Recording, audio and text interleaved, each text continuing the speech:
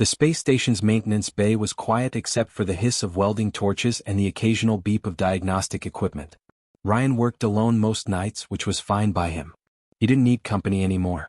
His ex-wife had made sure of that 2 years ago when she'd left him and their daughter Katie with nothing but debt and a job that barely paid the bills. Ryan was good at fixing things though. Ships, engines, broken equipment. If only he was as good at fixing his life. His salvage scanner suddenly came alive, screaming a warning that made him jump. Ryan stared at the readout, his heart racing. A massive distress signal was coming from somewhere in the debris field beyond the station's safe zone. The signal was old, weeks old maybe, but still active. Ryan's boss would have told him to ignore it.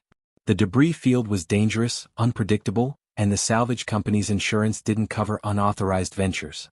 But Ryan had bills to pay, and a distress signal meant potential salvage rights. Valuable salvage.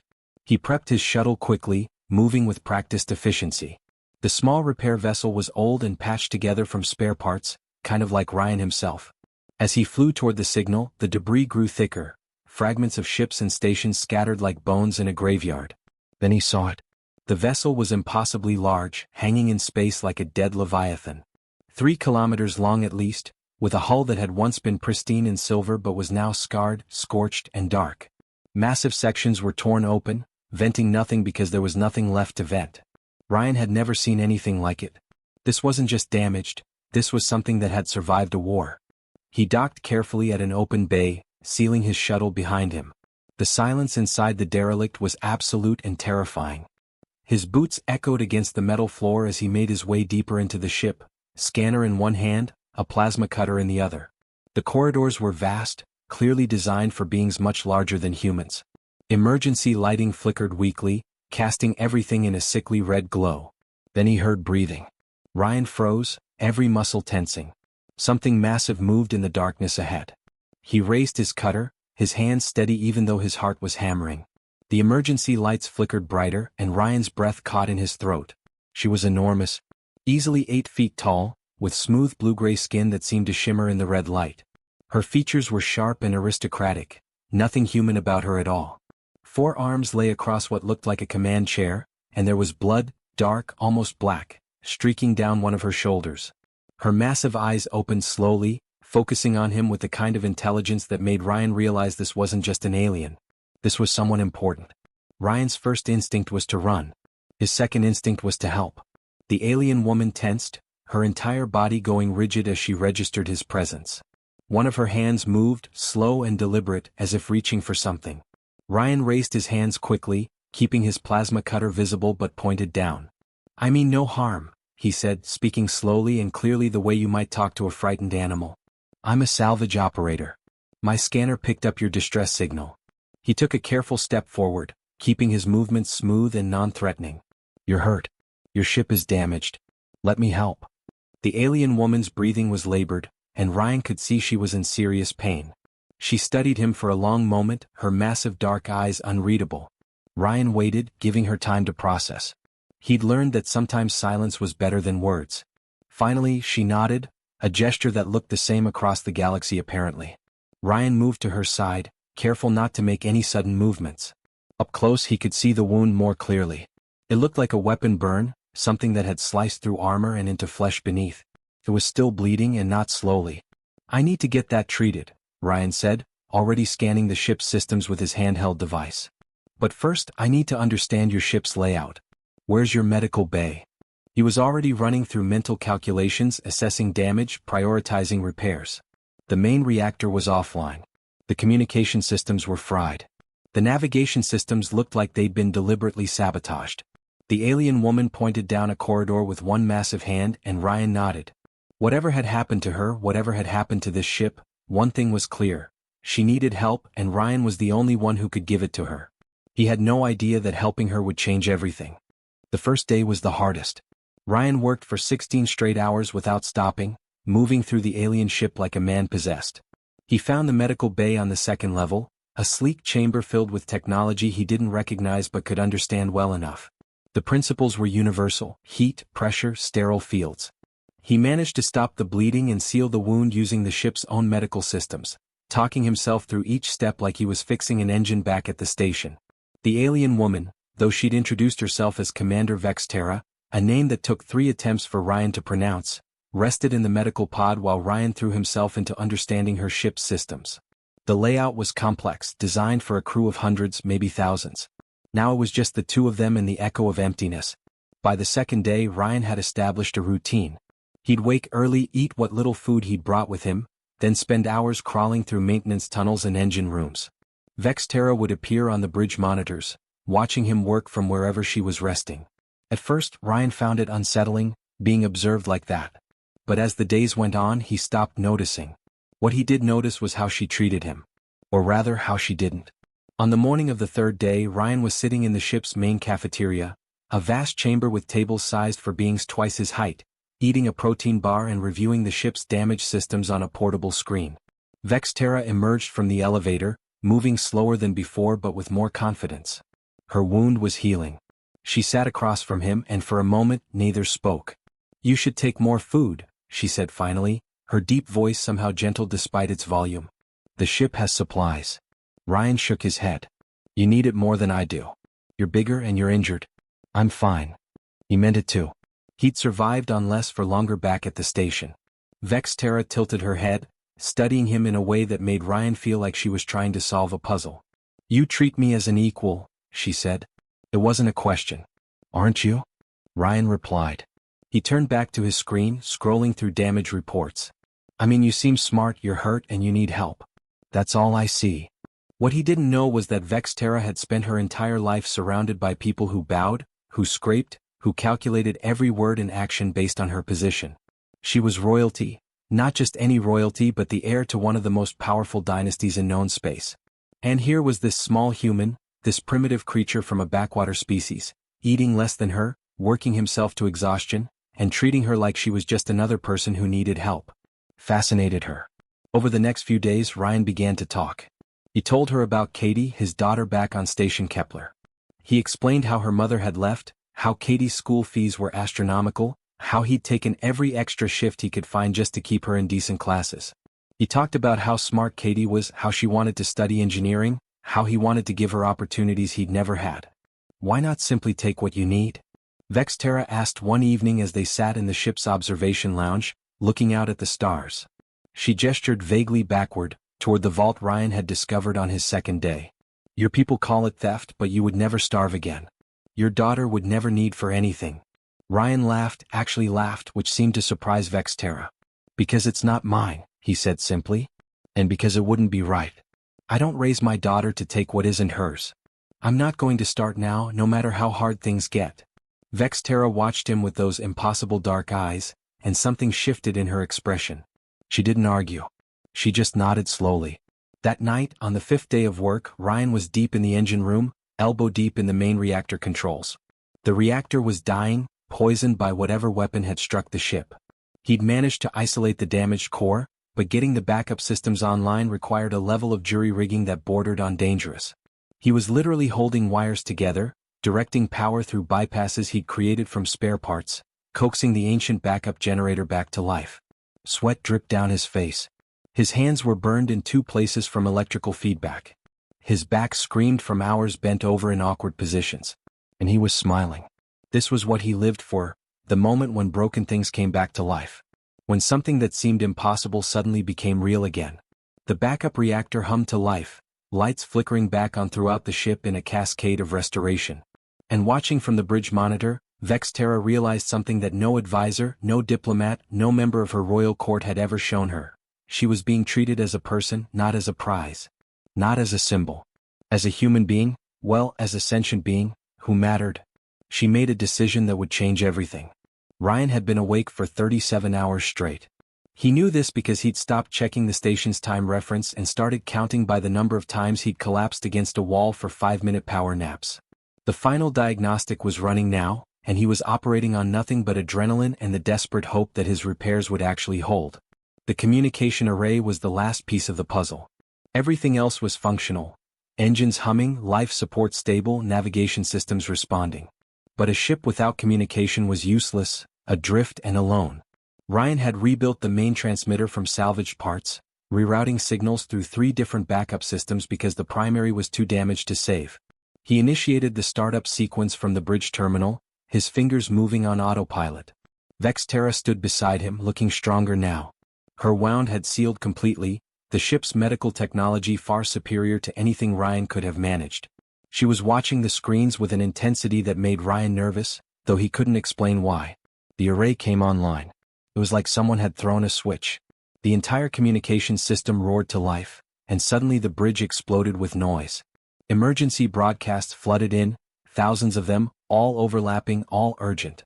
Ryan heard words like missing, air, assassination attempt, search protocols, and his stomach did a strange flip. He turned to Vexterra, opening his mouth to ask what was happening. That's when the alarm started. Red warning lights blazed across every screen. The proximity sensors shrieked. Ryan spun to the tactical display and his heart nearly stopped. Ships. Dozens of them. Massive military vessels had just appeared on the sensors, surrounding Vexterra's damaged ship like wolves circling wounded prey. They were moving into attack formation. What the? Ryan started. Stand down, human. A voice boomed through the communication system, cold and authoritative.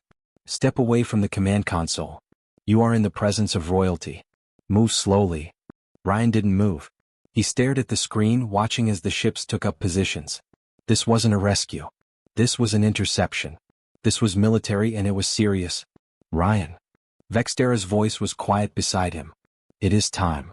Time for what? He asked, but he was already getting his answer as the first shuttle docked with the ship. They came through the airlock like a swarm, armed soldiers in armor that looked like it belonged in a museum of advanced warfare, officers with insignia Ryan couldn't begin to interpret, and diplomats in robes that probably cost more than everything Ryan had ever owned combined.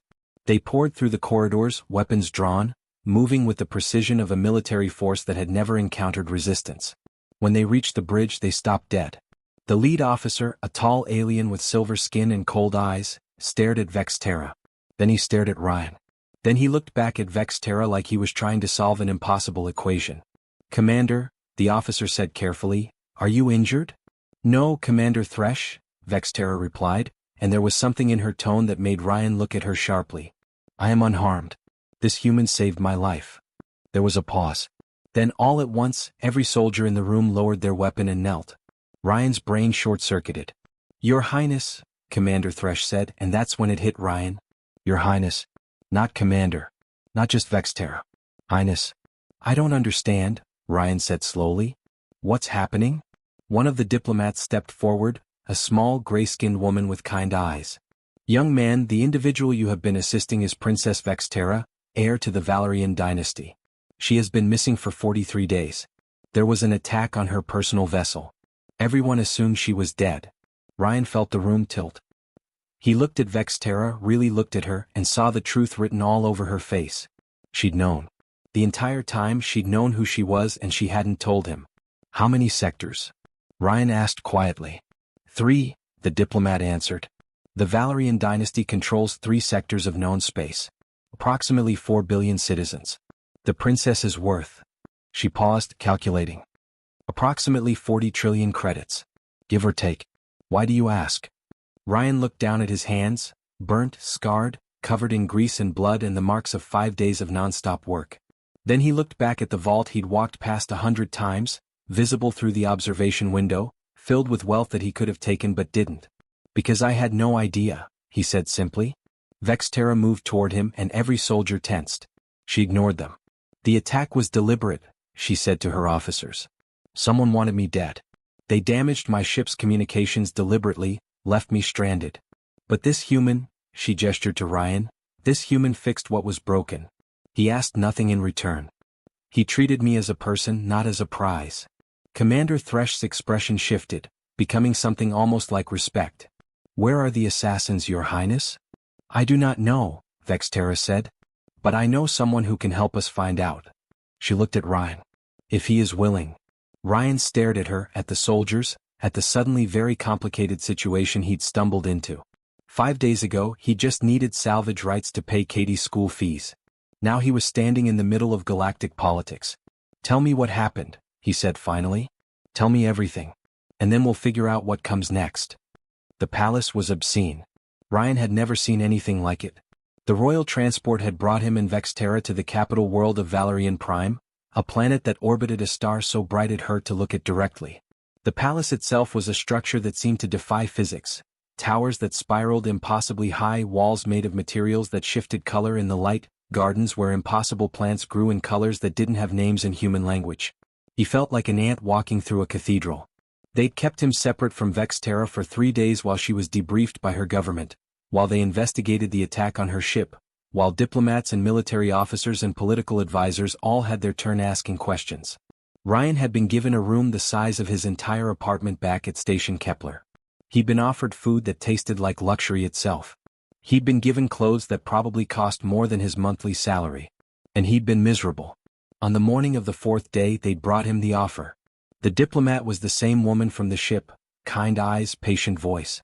She'd sat across from him in a meeting room with a ceiling so high it seemed to disappear into clouds, and she'd presented the number.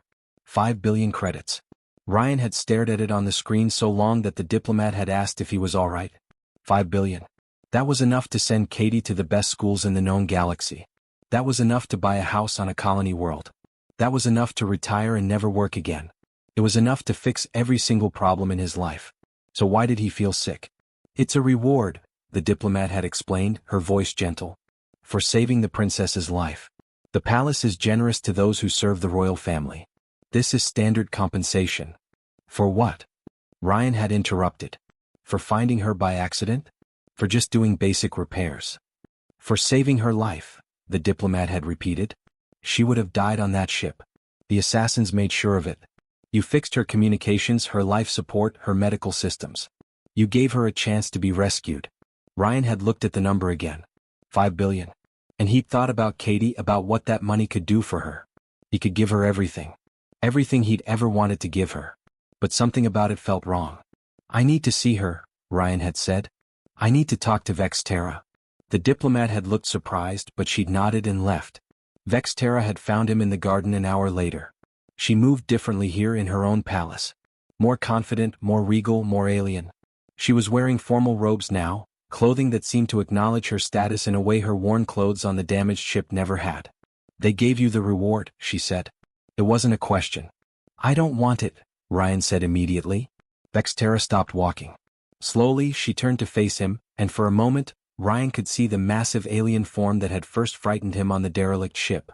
But her eyes were still the same, intelligent, observant, thoughtful. You have been offered more credits than most beings earn in 1,000 lifetimes, she said quietly. And you refuse? It's not about the money, Ryan said. He sat on a bench that was way too large for him, dangling his feet like a kid. I mean, the money would be great. Katie could go to any school she wants. I could stop worrying about bills and rent and... He stopped himself, running his hands through his hair. But I don't want to be a guy who got rich by being lucky. I want my daughter to understand that you build a life by working, by earning respect. Not by being in the right place at the right time. Vexterra was quiet for a long moment. Then she sat beside him, or rather, she lowered herself down, her massive form still impossibly graceful. In doing so, she cast a shadow across his entire body, blocking out the alien sun. Then what do you want? She asked. I want... Ryan started, then stopped. What did he want? I want Katie to have a real future. Real education, not just school but actual training in things that matter. I want her to have opportunities that kids from salvage stations don't usually get.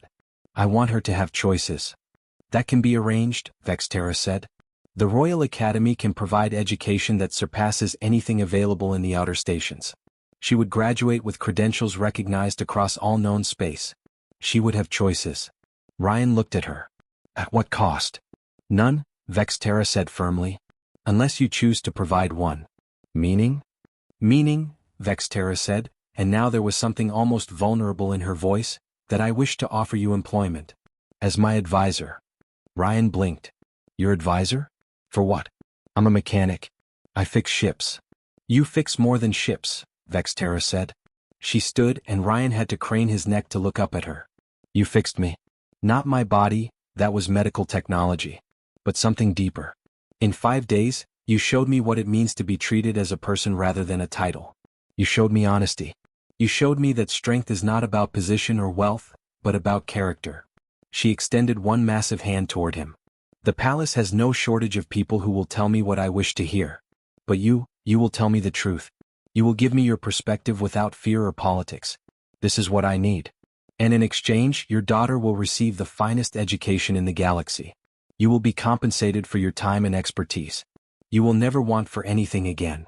Ryan stared at her hand, enormous, capable of crushing him, but somehow offering him the most genuine gift anyone had ever extended. If I do this, he said carefully, I'm not your servant. I'm not some human showpiece for your court. No, Vextera agreed. You are an equal. An advisor. Someone whose voice matters in my government. Ryan thought about Katie. He thought about the life he could give her.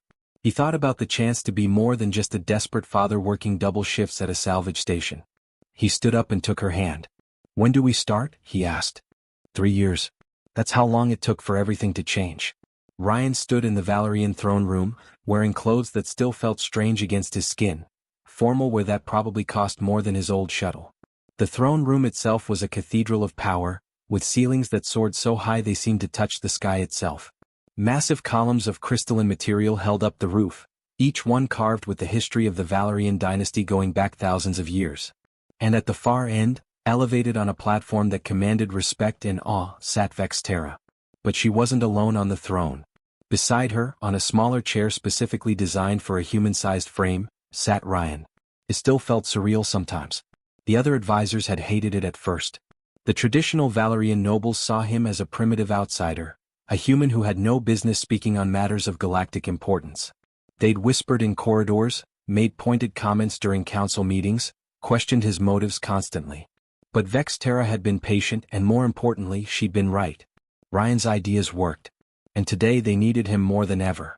The economic report had come in that morning, and the numbers were catastrophic. The Valerian dynasty's trading system, unchanged for 500 years, was collapsing. Colony worlds on the outer rim were becoming restless. They were tired of sending resources to the capital while the royal government dictated how those resources could be used. They were tired of decisions being made 3 sectors away by people who had never set foot on their worlds. Resentment was building. The analysts predicted rebellion within 18 months. The council was in chaos. We must increase military presence in the colonies, one advisor insisted. Show them the cost of defiance. No, another countered. We should strengthen the trade agreements. Make them more beneficial. Give them incentive to remain loyal. Impossible, a third said. The system works. Has always worked. Change is weakness. Ryan watched them argue, listened to them go in circles, and felt that familiar tightness in his chest. The same feeling he'd had back on the salvage station when he'd see a problem and know exactly how to fix it. He leaned over and whispered to Vextera. Can I speak? She turned those intelligent dark eyes toward him and nodded slightly. Then she raised her hand, and the entire throne room fell silent immediately. The human wishes to speak, she announced. Ryan stood. He could feel every eye in the room on him, most of them hostile, many of them dismissive. But he'd learned not to care about that. He'd learned to care only about whether his solution made sense. The problem, he began, his voice steady and clear, is not the system itself. It's that the system treats the colonies like they're extensions of the capital, not like they're actual places with actual people living in them. You're trying to control them from here, and control breeds resentment. One of the elder advisors, a being with 4 eyes and blue skin, leaned forward. And what do you suggest, human? That we simply abandon our authority? No, Ryan said. I suggest you trust them. Give the colonies autonomy.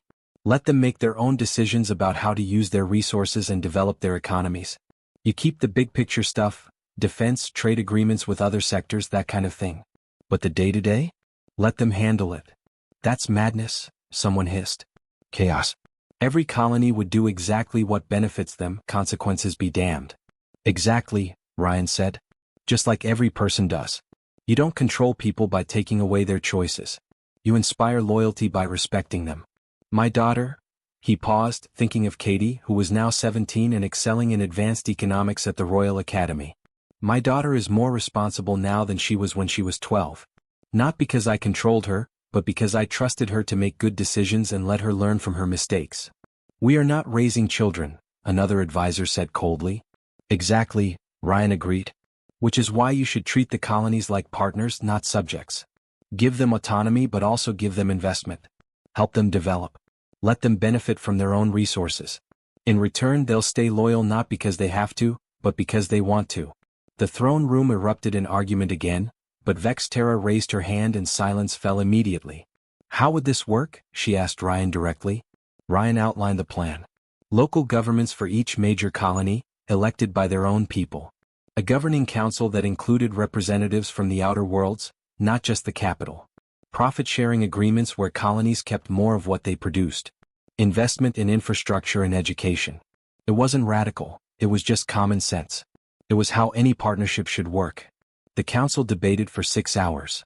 By the end some were still furious. But Vexterra made the decision. She implemented Ryan's plan. What happened next was something no one had predicted. The colonies didn't rebel. Instead they thrived. With autonomy and investment they began to innovate, to develop new industries, to become actual economic powerhouses rather than just resource extraction zones. Within 2 years, the Valerian dynasty's economy had grown by over 30%. Within 3 it was stronger than it had ever been. And everyone wanted to know the secret. The answer was simple, they'd listen to a human. Suddenly, every major power in known space wanted human advisors. Not for military strategy or advanced science. Humans weren't particularly special in either of those areas.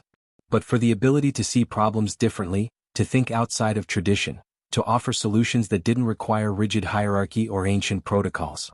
Ryan wasn't the only one anymore.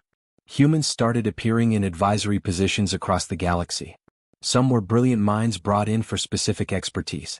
Others were ordinary people like Ryan who just managed to solve a problem in a way that traditional thinking couldn't. Katie graduated from the Royal Academy with honors and went on to become an economic advisor herself, eventually working alongside her father in the palace. She was 17 when she realized that the entire trajectory of human-alien relations had changed because her father fixed a ship. And it had all started because Ryan Chin, a single father from a backwater salvage station, had treated a wounded stranger with respect and honesty.